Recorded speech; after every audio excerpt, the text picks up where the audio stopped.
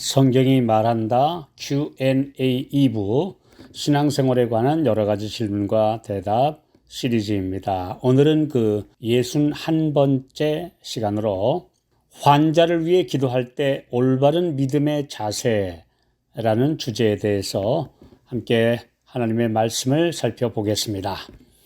야고보서 5장 14절로 16절 너희 중에 병든 자가 있느냐? 저는 교회의 장로들을 청할 것이요 그들은 주의 이름으로 기름을 바르며 위하여 기도할지니라.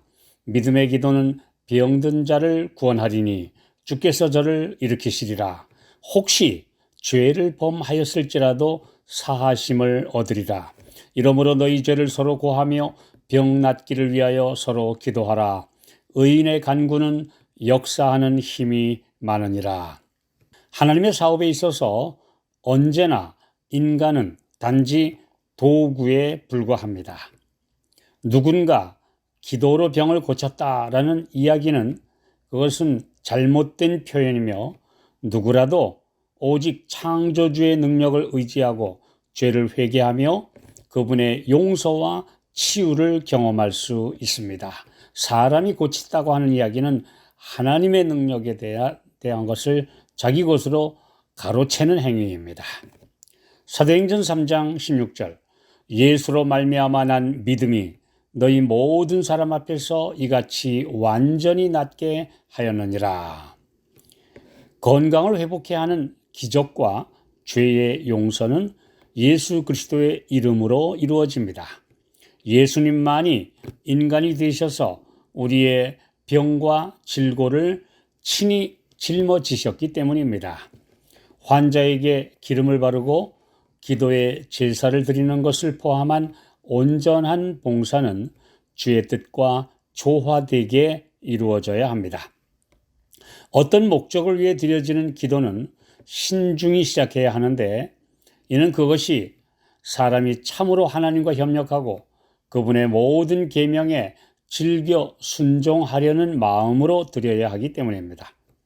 기도하는 사람들이나 환자가 온전하게 진실하지 않으면 어떤 기도도 효과가 없게 됩니다.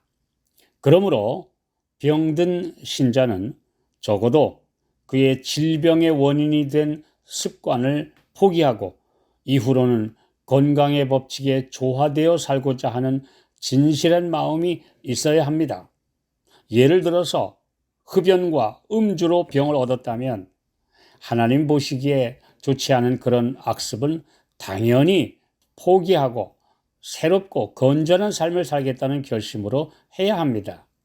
그뿐만이 아니라 여러 가지 생활 습관에도 하나님의 백성답지 못한 모든 것들을 당연히 버려야 합니다. 그런 생활 습관의 변화가 없으면 회복된 후에도 다시 이전의 삶으로 돌아가기 때문입니다. 목적의 변화가 없으면 하나님의 치유하심을 기대할 수 없습니다. 또한 간청하는 기도는 하나님의 뜻과 조화되어 이루어져야 하는데 이는 어느 누구도 다른 사람을 위한 최선의 것이 무엇인지 알지 못하기 때문입니다. 인생의 가장 필수적이고 값진 교훈들 중에 어떤 것들은 고통의 도가니 속에서 시련 속에서 배우고 연단됩니다. 그렇기 때문에 잠시 동안 시련이 지속되도록 허용하는 것이 최선이라고 하나님께서 여기시는 것은 비록 그분이 고통을 직접 야기하시지는 않는다 하더라도 언제나 일어날 수 있는 것입니다. 따라서 환자를 위한 기도는 신뢰와 순종으로 최선의 것을 아시고 결코 실수하지 않으시는 지혜로우신 하늘 아버지에 대한 거리낄 것 없는 확신을 가지고 드려져야만 합니다. 그러므로 모든 현명한 그리스도인이 간구의 기도를 드릴 때는 아버지의 뜻대로 이루어지이다라는 순종적인 마음으로 해야 할 것입니다. 이것이 간구자의 바른 자세입니다. 시편 103편 3절 저가 네 모든 죄악을 사하시며 네 모든 병을 고치시며 환자를 위해 기도를 드릴 때 분명하게 현대의학으로는 사실상 치료가 어렵게 된 질병의 경우 흥분의 폭풍이 아니라 조용한 믿음 가운데서 주님께 의탁해야 합니다. 그분만이 개인의 과거의 생애를 알고 계시며 그의 미래가 어떻게 될 것인지를 아십니다. 먼저 죄의 용서가 있고 난 후에 육체의 질병도 치유된다는 사실을 항상 기억해야 합니다. 모든 사람의 마음을 아시는 그분께서 그 사람이 병에서 일으킴을 받는다면 그분의 이름을 영화롭게 할 것인지 혹은 낙심하고 배도함으로 그분을 모독할 것인지 아십니다. 하나님께서 우리가 제시하는 이유들과 또 드리는 열렬한 기도를 들으실 것을 믿으면서 그분의 뜻에 합당할 경우 병든 자를 일으켜 주십사하고 하나님께 요청하는 것이 우리가 행할 바의 전부입니다. 주님께서 보실 때 그것이 가장 그분을 영화롭게 한다면 그분은 우리의 기도를 응답해 주실 것입니다. 그러나 그분의 뜻에 굴복하지 않고 오직 회복시켜달라고 낫게 해달라고 강요하는 것은 옳지 않은 태도입니다. 환자를 위하여 기도할 때 우리가 할 수 있는 전부는 환자들을 위하여 간절히 기도하며 완전한 신뢰로 그 일을 하나님께 맡기는 것입니다.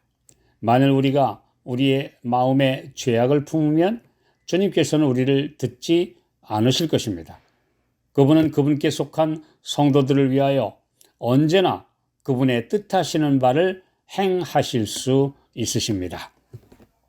예수님은 그분을 온전히 따르는 자들 안에서 또한 그들을 통하여 일하심으로 자신을 영화롭게 하실 것입니다.